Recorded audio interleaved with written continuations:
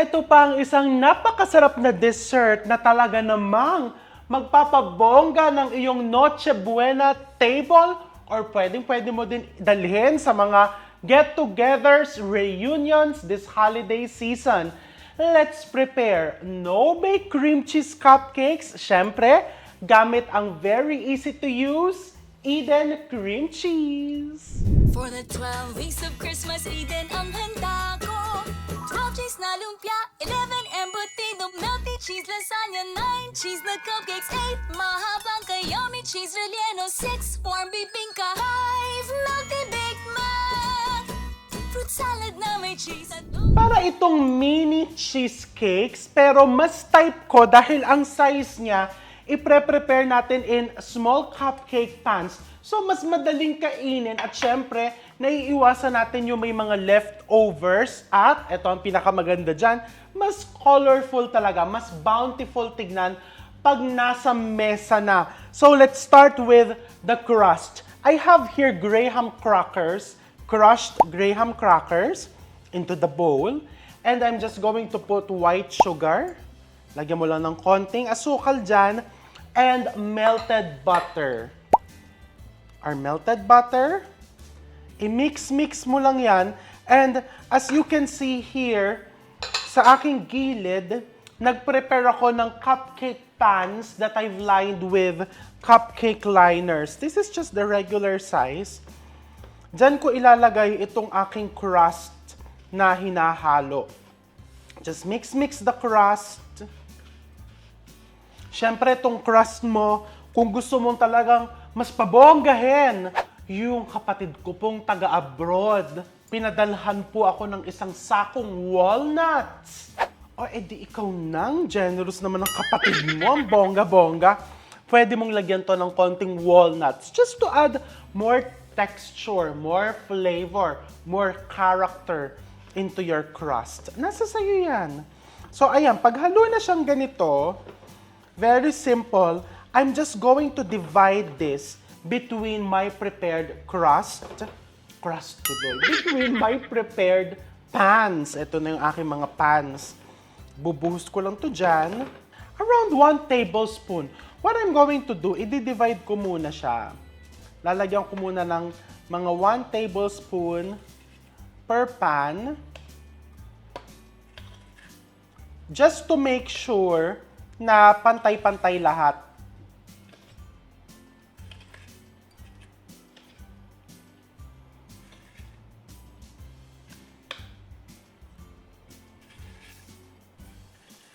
Okay, ayan. Nalagyan ko na ng tigwa 1 tablespoon. Pero may sumobra ko. Diba? Tinimbang, ngunit sobra. So, ayan. Ilalagay ko naman to. I'm going to divide this between all the remaining pans para naman talagang pantay-pantay. Baka may bisita ka mas makapal yung crust nung isa dun sa isa. Making sure na even. At syempre, dapat walang naaaksaya. Especially now na talagang lahat naman ay nagmahal. Diba? Ikaw ba? Nagmamahal ka na ba? Dapat everyday kang nagmamahal. Hindi lang commodities, pati ikaw.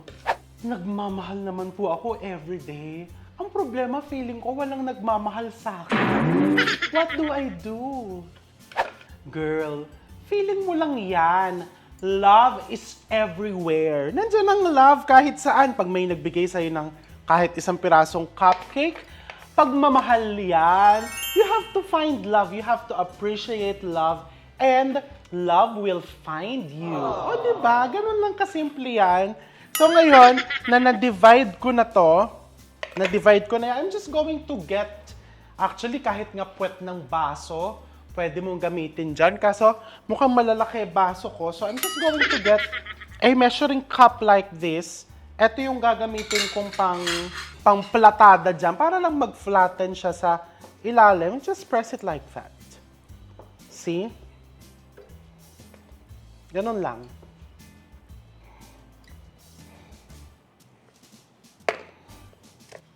Iplatada mo lang na ganyan. So once this is ready, iset aside mo lang dyan. O yan, dyan lang natin. And let's prepare the filling. Okay, now let's prepare the filling. Napakadali lang po gawin ito. So meron ako ditong gelatin powder na binabad ko na sa tubig. Ayan, makikita mo, no? So umalsa na yung ating gelatin. And I'm just going to melt this over low flame. Pwede mo ding initin sa microwave. Para lang, yung pag nakita mo lang na naging translucent, okay na yon. Ganun lang kasimple.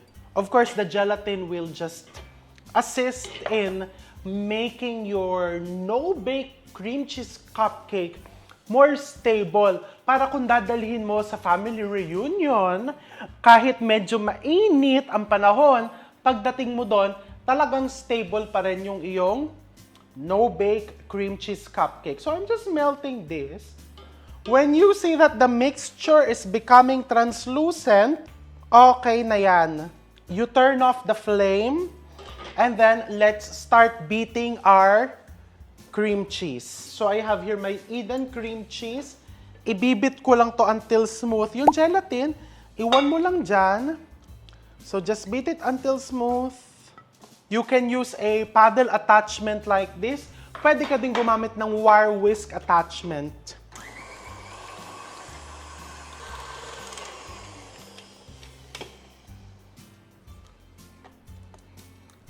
Okay, you want your cream cheese extra smooth.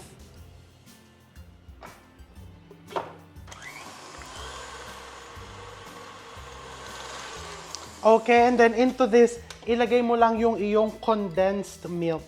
Yung condensed milk yung magiging pampatamis mo dito. So I just put my condensed milk.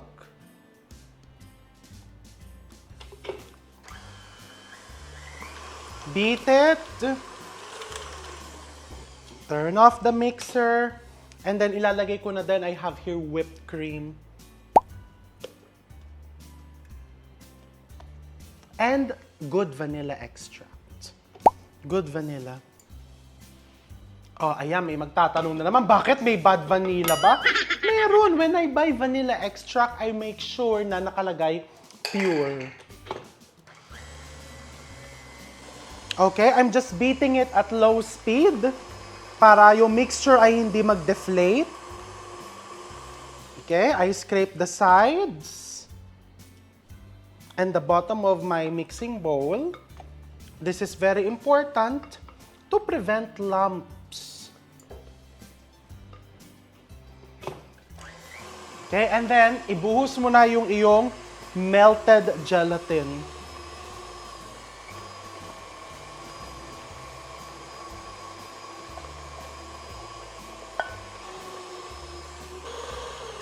That's it. Turn off the mixer. Scrape, scrape. I always use this na pang scrape para natatanggal din dito yung kung may mga dumikit na cream cheese or whatsoever. Para lahat talaga ng ingredients ay na-maximize mo. Okay? Now, one final scrape and then i-divide na natin ito sa ating prepared pans with our crust. Okay, now it's time to divide. Kuha ka lang ng ice cream scooper and then, ayan, hanggang mapuno.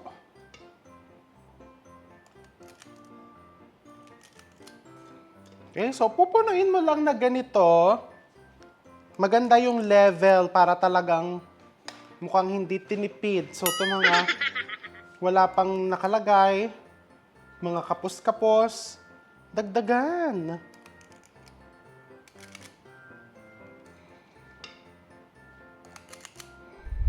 Okay, so ayan, nalagyan ko na. What I'm just going to do is, pupunasan ko yung mga tumulo sa gilid para malinis siya pag nilagay natin sa ref. So now, you need to chill this for at least 3 hours. Pwede din overnight para super stable or until firm. And then, ire-ref ko muna to. We're going to prepare whipped cream. Lalagyan natin ng whipped cream sa ibabaw. And we're going to put toppings of our choice. Balikan natin. Ayan na, so as you can see, nag-set na yung ating cream cheese cupcakes. I chilled it for overnight. Meron akong finished product na ginawa ko kagabi. And as you can see, they're very stable. They're very delicious. Ang sarap-sarap kahit walang topping. Pero hindi naman pwedeng hindi natin papabonggahin yan because it's holiday season or pagka may celebration, lagyan natin ng whipped cream topping and some fruits toppings on top. So, meron lang ako ditong cream that I've chilled and lalagyan ko ng konting powdered sugar. We just beat it. Iwi-whip lang natin. And I've prepared a piping bag with a plain star tip. Tatanggalin ko na dito sa aking pan itong ating cream cheese cupcakes. And meron ako ditong assorted toppings. Gumawa ako ng peach mangoes. These are just chopped peaches and mangoes na nilagyan ko ng mango jam. I have blueberry and I have maraschino cherries. Para talagang festive na festive ang dating. Okay, so ayan na. Meron ako ditong piping bag with star tip. Lagyan mo lang ng whipped cream. And I'll show you, ha. So you just make rosettes. Pero wag masyadong mataas kasi lalagyan natin ng topping.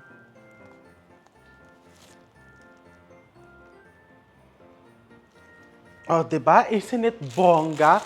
Actually, yan palang bongga na.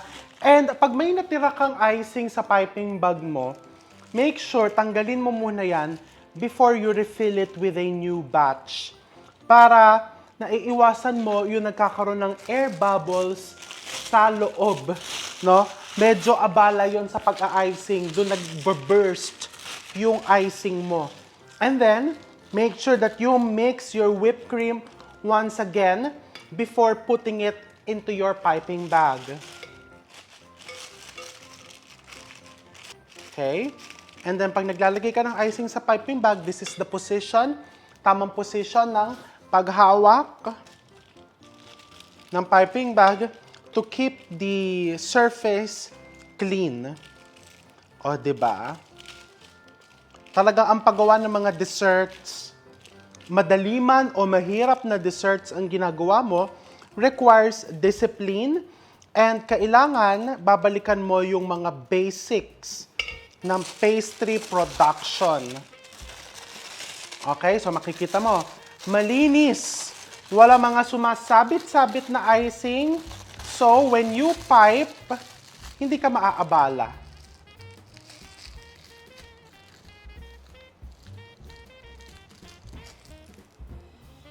Okay? Dire-diretso ang trabaho mo.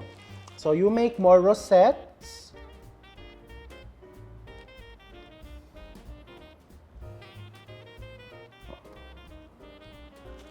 Talagang yung gitna po ay nilalagyan ko ng konting siwang para may pagkapitan yung ating mga ilalagay na fruit toppings. Well, optional naman po yun. Hindi mo naman kailangang lagyan ng fruit toppings. Nasa sayo pa rin po yun. O, diba? Isn't it bongacious? So now, let's put our fruit toppings. Meron tayo ditong maraschino cherries. Pag naglagay ka ng cherries, ang laki. Lagay mo dyan sa gitna.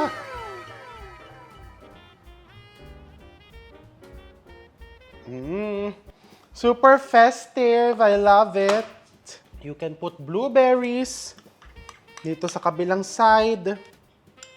These are just canned blueberries. Well, of course, you can also use fresh. And then here, let's put our peach mango.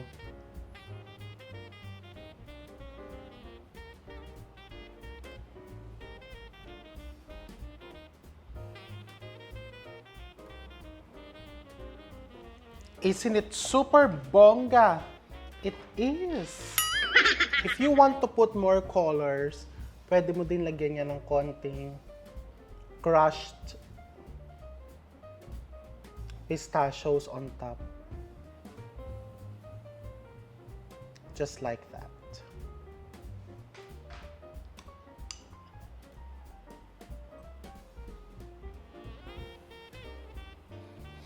Oh, 'di ba? It's indeed very bongga. Ito actually, pwede ko pang siksikan ito para mas festive ang datingan. And now, for my favorite part, tikman natin itong ating no-bake cream cheese cupcake. Ito yung gusto ko dito, yung very accessible, ni hindi mo kailangan maglabas pa ng platito at kutsarita dahil, oh, 'di ba? Talagang mini cake ang peg. Eh, nakakalain mo ba no-bake ito at napakadaling gawin? Look. Super bongga. Siyempre, favorite ko kasi ang blueberry, kaya blueberry yung aking titikman. Let's try it.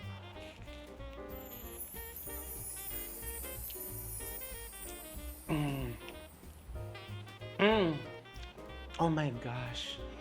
This reminds me of our Christmas tradition. You know, baked cheesecake na nilalagyan ng blueberry topping. But this one, it's extra bongga. And the experience is different kasi mas bongga yung mini version. Ultimately bongga.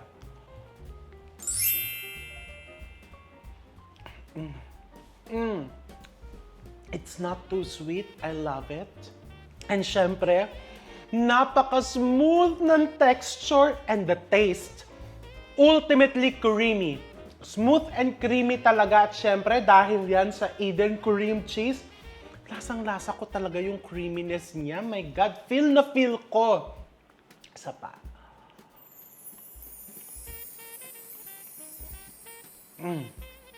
Super duper bongga, super duper sauce, pero napakadaling gawin and hindi masakit sa bulsa. So what are you waiting for? Gumawa ka na nitong no-bake cream cheese cupcakes. I-level up ang iyong dessert using Eden cream cheese at ibalik natin ang sarap ng Paskong Pinoy. Happy holidays and I'm going to see you all soon. Leche flan, two caldereta, and a creamy Eden spaghetti. Ibalik ang sarap ng Paskong Pinoy with Eden.